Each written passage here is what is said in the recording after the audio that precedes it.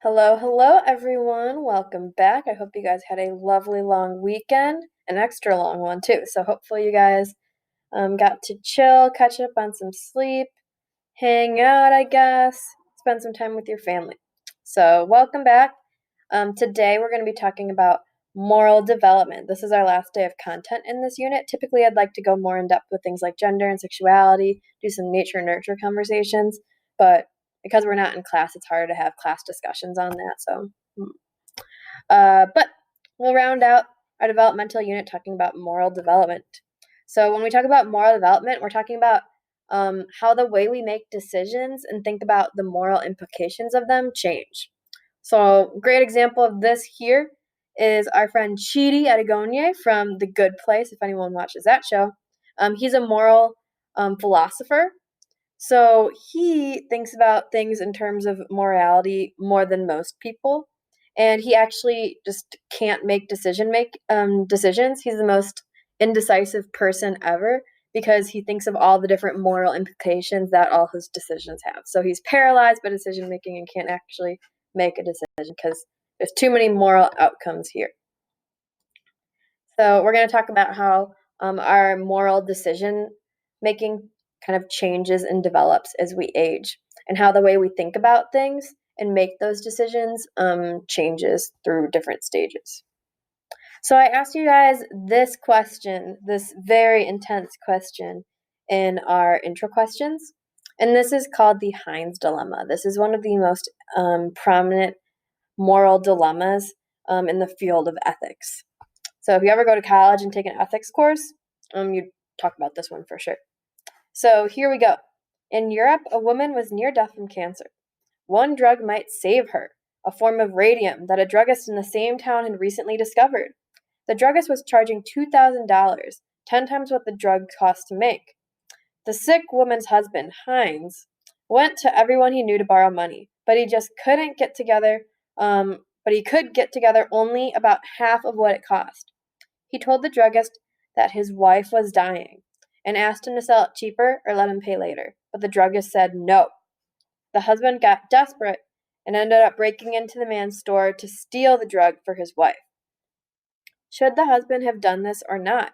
What would you have done if you were in his shoes? So why or why not? What's your reasoning? So what we're going to talk about today is not so much how our answer, how each stage of moral development would view our answer differently. So we're going to talk about our friend Kohlberg, who has 3 different stages of moral development. And he's saying it's not so much that your answer changes in each stage, but the reason for your answer changes. So in all 3 stages, you might say you're going to steal the drug, or you might say you won't steal the drug. But your reason for why you did or didn't is what changes. So how you think about these moral situations are changing and developing as we age. So like I said, Kohlberg, he comes up with 3 stages of moral development that we're going to talk about. There's actually more kind of mini stages within there, but for the premise of AP Psych, you only need to know those 3. If you take ethics down the road, maybe in TOK, you guys can learn more. So are you ready? Let's get ethical. Okay, I'm done. All right. So Kohlberg's stages of moral development. So again, big thing here, it's not what you decide to do, but rather why you decide to do it that changes. That's the big thing. So you could be saying you're going to steal in all of them. That doesn't matter. It's the why behind your reasoning that is what's changing. So we have pre-conventional, which is 3 to 7 years old, conventional, 8 to 13, and post-conventional, which is adulthood. We're actually going to see, he says that some people don't even fully get through to the highest form of post-conventional, actually.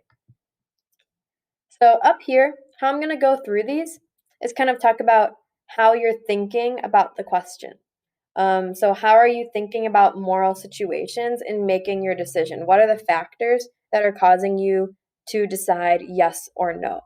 And then how you'd view this little Heinz dilemma based on the stage you're in, how you'd answer. So the why based on the stage you're in. So up first, stage 1 is pre-conventional morality. So this is prior to 9 years of age. So this is like as a little kid. So here, your decision making is really just guided by your own self interest. You're very selfish, very, what's in it for me type thing. And it's all about avoiding punishment or gaining rewards. So you would follow the rules because you don't want to be punished. It's all about you. You don't want to deal with the punishment. Or maybe you'd look really, you get to put a marble in the jar in an elementary school or something, or you get to get some kind of reward or something for it if you make a good moral decision. So it's all about avoiding punishment or gaining rewards, very self interest. You're not thinking really about others. You're just doing it because you don't want to deal with the negative consequences of having the wrong decision. Um, so someone here in this stage, a child might say, no, like I wouldn't steal the drugs because then I'd get punished. I'd get in trouble. I'd have to go to jail. So it's all about punishment or rewards here. It's very simplistic and basic. And here again, this is kind of these rewards and the rules are all coming from like your parents too. All right, so stage 2 is conventional morality. So this is like your early adolescence. So a little bit beyond childhood. So here, you're following the laws and rules of society in order to gain social approval and maintain the social order.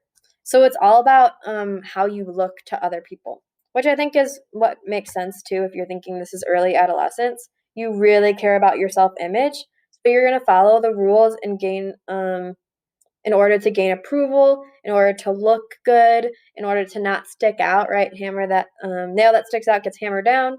So it's all about how you're presenting yourself to others. So maybe you don't want to steal the drugs because then you'd get judged as a criminal. Or maybe you do want to steal the drugs because you'd look really good, you'd look like a hero, and that's like really good self image, and that would, boost your ego. So again, this stage, think adolescence, it's all about following the rules and making our moral decisions, um, kind of just to boost our self image and to be thought of positively by others. So it's all based on what others are thinking of us. And then stage 3, this is post conventional morality. So this is the highest stage that you can get to. So this is adolescence and beyond. And then going back here again, this is these rules and laws and things are they're laid out by adults. They're laid out by your parents, by society, by police, town, whatever. You're not making your own rules here. So stage 3, this is kind of the highest level. So this is now, prior to this, everything was made, all the rules, the moral rules were made by other people, right? It was your parents telling you what to do, it's the school telling you what to do, it's, the society, the rules and laws that tell you what to do, what's right and wrong.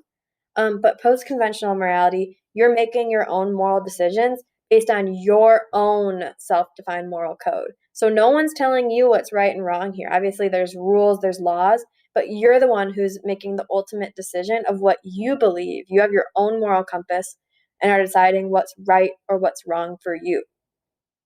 So you're not basing your decisions based on what other people think.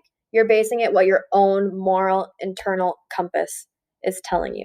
So you have your own internalized set of values and views of justice rather than the ones that people and authorities around you are forming you. So stage 3 is when you're the one that's making calling the shots and making your own rules. So here, you might steal the drugs because you believe in this essential idea that life outweighs property rights or laws. So you think you have this internal value that that life is more important than something like you know someone's property or breaking a law or something like that. So that's your own internalized moral code. And like here, only 10 to 15% of people, they think, are capable of this kind of abstract thinking that's necessary for this stage. So if you go back to actually Piaget's stage and we talk about the formal operational, one of the features of that is you have the abstract thinking that happens. You're thinking in the future, you're thinking really deeply, making predictions, hypotheses. And this is when Piaget says that you kind of develop your morals. But you're seeing here that they don't think a lot of people don't actually have the really critical abstract thinking that it takes. So they're actually saying that most people really their morals are determined by the people around them, whether it's your parents or the authority figures in society that are making those rules and laws. So pretty interesting. So, and actually, post-conventional is a very important one to know because this is shown up on the AP exam multiple times. So go back, take a look at this, and think about this Heinz dilemma.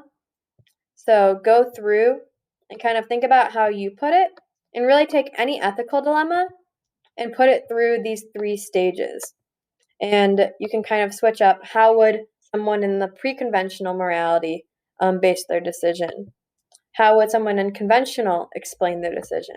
How would someone in post-conventional explain their decision? Remember, it's the why that's changing, not the actual decision so much.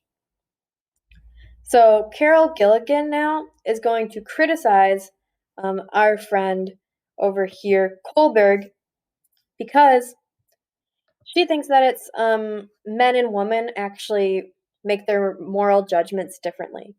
So she thinks that it's really too impossible to put them in the same category for moral development because they think differently. So Gilligan was really big in the feminist movement, kind of around the 60s or so. So what she does is she creates kind of her own separate one that she believes would be a moral development path for women. So she criticizes him for being only applicable to men, and she's kind of saying that boys make decisions more in an absolute way. It's very clear cut, like it's either a yes or no, this decision or this decision. And she's saying girls, it's much more situational. And it's really, there's not going to be a right or wrong answer, but what can we do? Like, what's the best decision with what we have?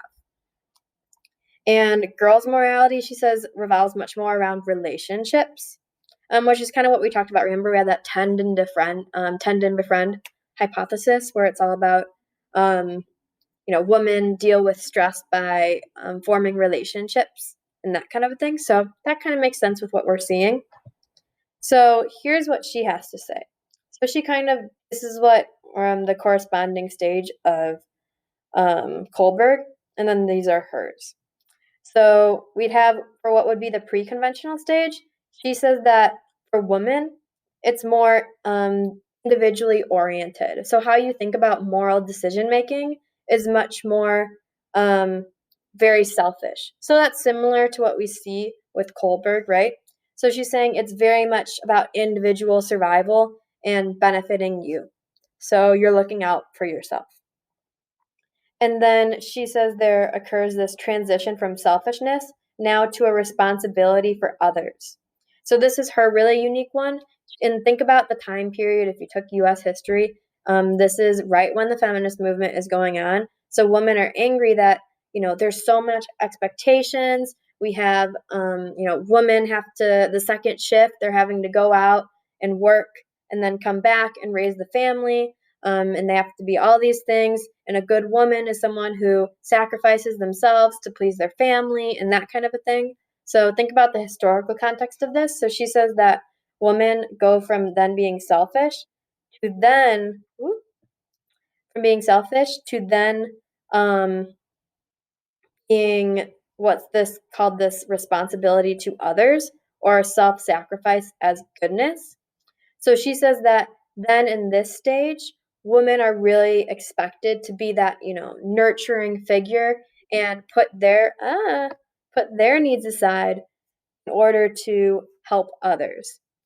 So women are expected to kind of not think about themselves first because that's selfish. They're supposed to be thinking about all the other people in their life because they're a mother, they're a wife, they're a daughter. They're supposed to be helping others and making decisions based on what's good for others and what would help and benefit other people in their life. But it's selfish for them to think about how the decision would benefit them. So this is very much kind of the feminist movement, right? Because women are very much into, at the time, kind of upset that they have all these pressure and expectations to be the nurturing mother figure. So now she says that for the final stage, so what would be his post-conventional, so you transition from this self-sacrifice and giving to others and making decisions based on what others want. You transition from that to now a mix of thinking about yourself and others. So you have the principle of nonviolence. So this kind of overall idea that don't hurt others or self. But what happens here is the truth that she is a person too. So here's what she says now, and this goes along a lot with what feminists were talking about at the time, is that, like, hey, why is this girl making all these decisions and making it only in the context of how it will benefit all these other people? She's a person too. Why can't she think about herself in this decision? So the big thing that they used as the example here would be a case of a woman, a Catholic woman who's poor and she's married. I think they said that she has some kind of spinal issue, like scoliosis or something. And if she were to have this baby, that she would damage her spine and wouldn't be able to work and provide for her family anymore, and all this sorts of stuff. So then the woman has to debate whether or not to get an abortion. So she's saying in this example that a woman in the conventional stage would think, oh, well, what am I going to do in relation, because it's all about relationships, in relation to my spirituality, my religion, my Catholicism? What would I do in relation to my husband? What would I do in relation to my mom, who's going to think this? What am I going to do to my daughter, my kids, blah, blah. So they're saying that she's making this decision based on all these other people and how it would impact those. But then in post-conventional, Gilligan says that she needs to make the decision based on what she thinks. So she can take into account what others think, but also has to now take into account what she's thinking. So that's kind of the example that Gilligan gives of this, is how it's important to not only be selfless and think of others, but you also need to think of yourself. So it's important to kind of put in both. So that's her example from ethics, and back to my college ethics days. So again, like I said, just know those different stages. And easy way to remember those, you can think pre-conventional, right? Pre is always before, conventional, and then post. So according to Piaget, most people don't really begin to think and develop their morality, especially when you're talking about Kohlberg's getting to that third post-conventional morality, until adolescence. So why is it that we can't think morally, can't develop abstract thinking and reasoning like Piaget talks about in the formal operational stage? Why are all these things not happening until mid-adolescence? So a lot of this has to do actually with this really, really important part of our frontal lobe of our brain called the prefrontal cortex. So the prefrontal cortex is at the very, very front tip of that frontal lobe. And it's kind of that executive functioning part of our brain. So it's involved in all kind of really, really high level, really developed thought processes like planning, decision making, judgment, problem solving, thinking with long-term goals in mind. So impulse control. So big thing here with the prefrontal cortex is that teenagers actually don't have that fully developed. So prefrontal cortex is one of the last parts of our brain to actually fully develop. So that's why we see a lot of teenagers might have issues when it comes to like impulse control, decision making, judgment, right? Doing risky things in teenage years. A lot of this is due to the fact that the prefrontal cortex isn't fully developed yet. And that actually comes to, we're going to talk about forensic psychology and things like that. Prefrontal cortex and this idea of it not being fully developed kind of comes into play when you're talking about courtroom testimonies and should adolescents be tried as adults for certain crimes. this issue of the prefrontal cortex and things not being fully developed in adolescence yet still comes into play, which is pretty interesting. So prefrontal cortex is a very important part of the brain to know. They ask about it a lot in the AP exam. And the big thing here is, again, in adolescence, it's still developing. And we're seeing you don't fully have that ability to think really, really far and ahead, planning, impulse control, judgment, and all that stuff, which is obviously very important to know. And our friend Phineas Gage that we talked about in our case studies back in the brain unit, we talked about he had the pole go through his frontal lobe, and it actually went right through the prefrontal cortex. So originally they had thought that the prefrontal cortex had a lot to do with your personality development, because Gage, they said, wasn't really Gage after his incident, because he was very brash and mean and rude, and wasn't really able to control himself and just said things off the cuff that were not really like him. So prefrontal cortex is actually really important, and it wasn't so much that his personality changed, it's that he couldn't control himself. He had no impulse control or judgment. So interesting example of the importance of the prefrontal cortex here. So if you're ever in trouble with your parents, then you can say, Mom, Dad, don't get mad at me. My prefrontal cortex is not developed yet, or fully developed, I should say. And also something to go along with this is a term called metacognition. So just like we said that thinking really morally and thinking abstractly and ahead, that if-then isn't something that's developing until adolescence. So does metacognition, which is this ability to think about our thinking. Very deep stuff, I know. So this is something that definitely would use that prefrontal cortex. Metacognition is thinking about thinking, and what that means is being able to, like, let's say you're studying for a test, being able to think about what's the best way you can study. You're thinking about how you think. So, what's my best study habits? Should I be memorizing? Should I do flashcard review? Like, what's the best way for me to think and process this information? Or when you learn about your learning styles. So, I'm a visual learner, I'm an auditory learner. That's thinking about your thinking, how you process your information. So any of that would be an example of that kind of metacognitive thinking. Okay, so one last thing I wanted to cover here, because we might have a FRQ on some kind of research method stuff, right? So I wanted to review some types of research methods that developmental psychologists really like to use. So these are the longitudinal study and the cross-sectional study. Both of these are observational studies, but they differ in how long they take and the kind of people that they're studying. So a longitudinal study, you can remember this because it's longitudinal, it's going to last a long time. So this is an observational study in which a researcher conducts several observations of the same subjects over a long-lasting period of time. So they could start with a group of, let's say, 10 5-year-olds. And then they're going to check in with them when they're 5 years old, then maybe check in them when they're 10, check in when they're 15, check in when they're 20. So this could be lasting, all the way up till they're 50 years old. So this could last anywhere from, 5 to 50 years, however long you want to. So this is awesome because you're really getting to study these people in depth, and since it's the same people, you can really feel confident in that. It's we know them. Their results are going to be more accurate than kind of having different people at different times.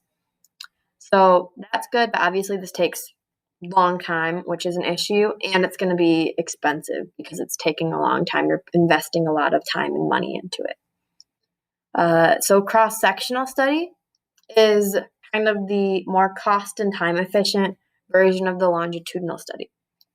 So again, it's an observational study that's analyzing, but this time it's analyzing data from a subset, a representative subset of the population at one specific point in time. So rather than a longitudinal study where they're checking in with these people, 5, 10, 15, 20 times throughout the course of however X years, 15, 20 years, a cross-sectional study does this in one try. So how it works is they'd have, they try to get a representative sample, right? You don't want to have sampling bias, so it's a representative sample of the population. So they might have, some 5-year-olds, another group of 15-year-olds, another different group of 25-year-olds. So rather than watch one group of 5-year-olds develop into 25-year-olds, they're having different people at each age bracket to kind of test the same thing to see how they're acting similarly or differently at this time. So this obviously is much cheaper and shorter, and you can get results much faster than the longitudinal study, but also it might not be as accurate because these are different people, so their differences or similarities could be caused by different variables.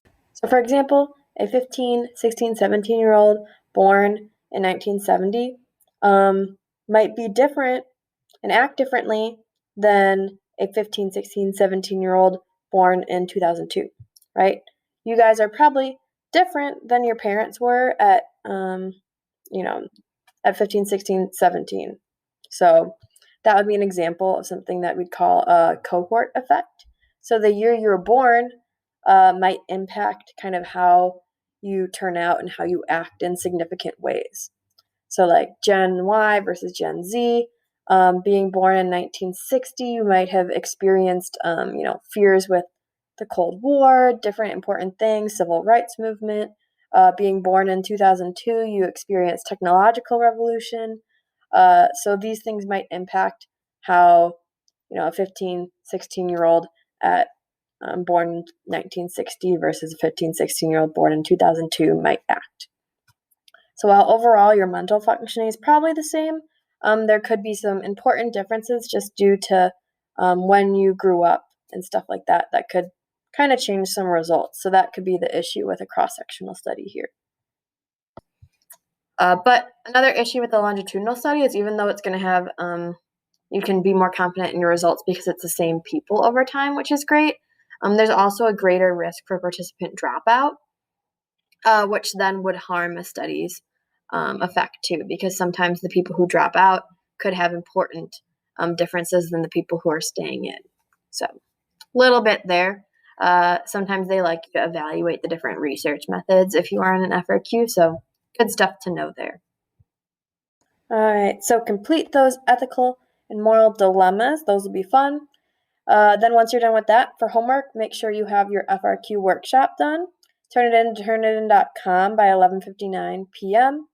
I posted the link for you guys to join on my turnitin.com page. And then once you do that, it'll randomly sort it out. So you guys will be partnered up with people that you can do the workshop with and leave comments on for the peer review. So I have it all set up for you, and I'll go over that Thursday. But no video lecture or notes or things like that Thursday. It'll just be Google Hangouts to review for the actual FRQ on Friday, and then you guys doing the peer reviews for each other. So that'd be good. And then keep working on your developmental scrapbook. That'll be due Friday at 11:59 p.m. Let me know if you have questions about that. And then keep reading your mods with the vocab. That'll be due also Friday at 11:59 p.m. All right. Have a great day, you guys.